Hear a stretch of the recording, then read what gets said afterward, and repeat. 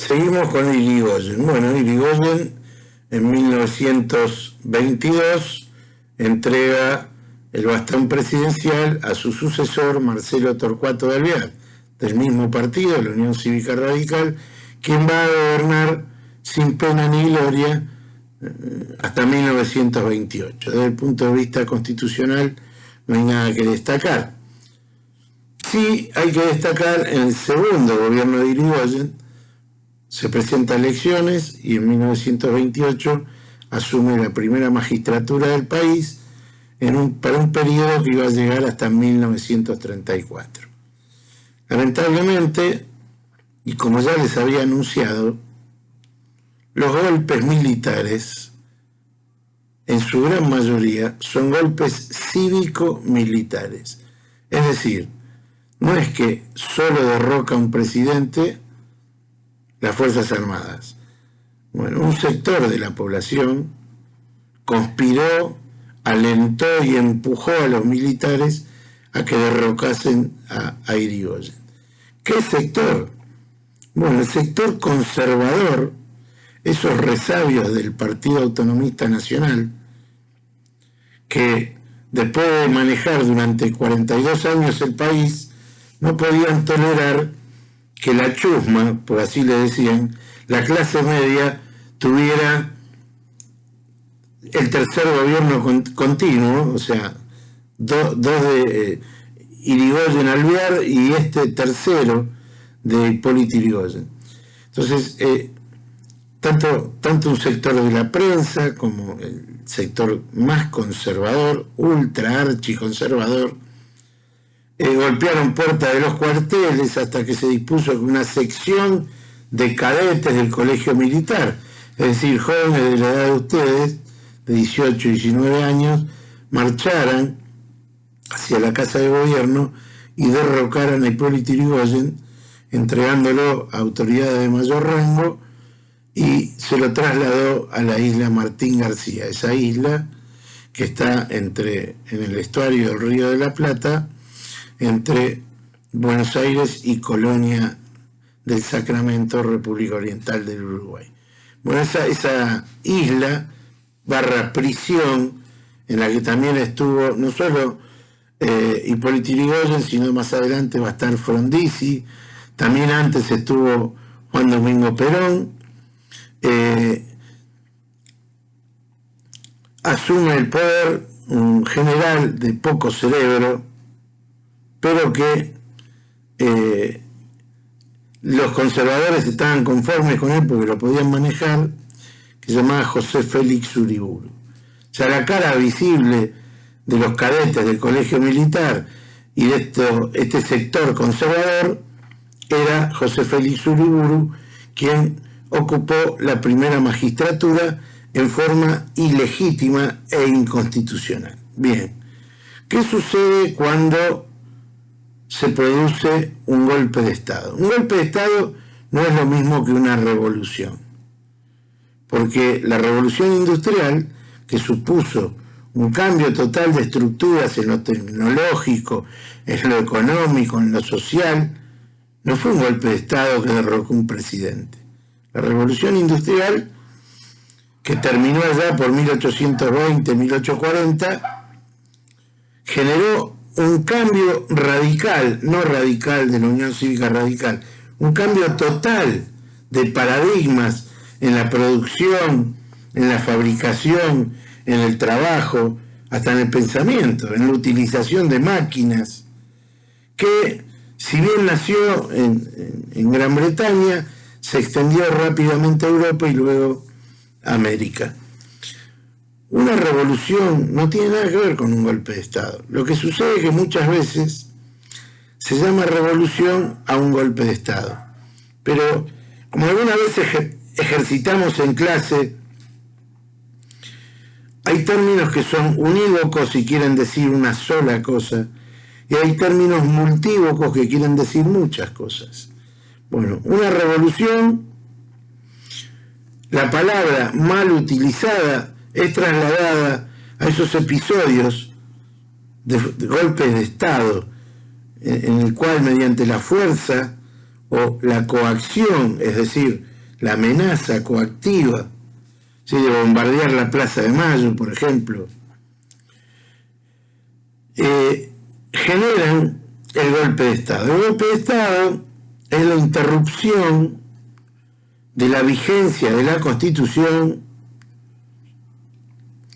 y el derrocamiento de las autoridades legítimamente constituidas. No todos los golpes de Estado han triunfado, pero en nuestro caso, en el siglo XX, tenemos 6 golpes de Estado. Tenemos el de 1930, el de 1943, el de 1955, el de 1962, el de 1976. Antes tenemos uno en 1966, en el cual se derrocó al presidente radical Arturo Humberto Illia. Bueno, zanjada esta diferencia, que un golpe de Estado no es una revolución, aunque se llama revolución, cuando derrocan a Irigoyen,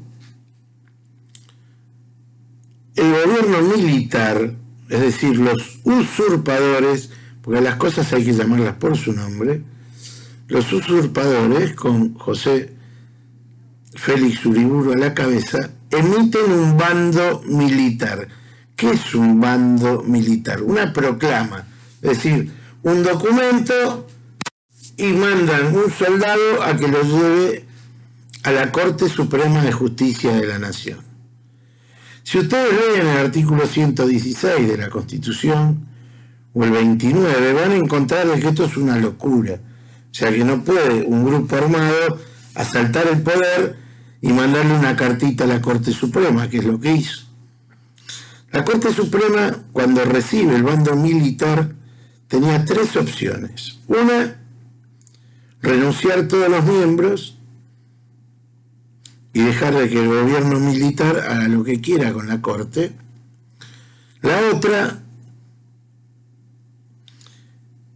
es aceptar el imperio de la fuerza y callarse la boca, y la otra es reconocer que por el poder de las armas hay un nuevo gobierno y quedarse para velar por algunos derechos y garantías de la Constitución.